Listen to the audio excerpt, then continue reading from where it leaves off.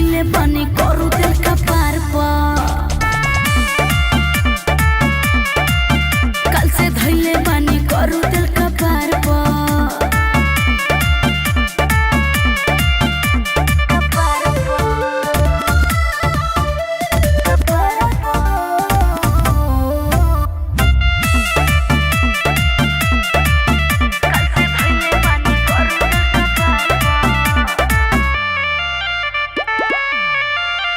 आजकल परसों तू सवार करहो बात मानो न लबर लबर करहो तनी बुझ परेशानी ओह जोग नहीं बनी सुन जान जनी कलह के घर करहो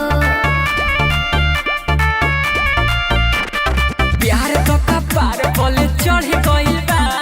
हमर बेकरार जान बढ़ गइल बा साला कटत नहीं के समय इंतजार पा रेड सिग्नल लगल बा सलवार रेड सिग्नल लगल बा सलवार कल से धैले पानी करू दिल का पार कल से धैले पानी करू दिल का पार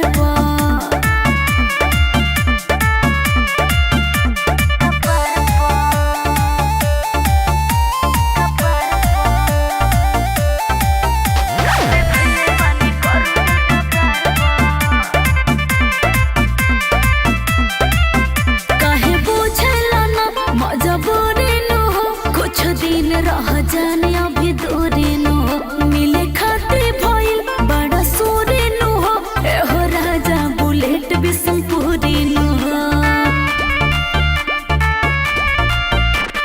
काहे करेलु जान चोनानु हो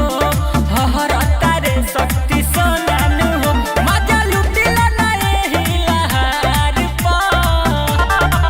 रेड सिग्नल लगल बा सलवार रेड सिग्नल लगल बा सलवार कल से धैले पानी करू दिल का पार कल से धैले पानी करू दिल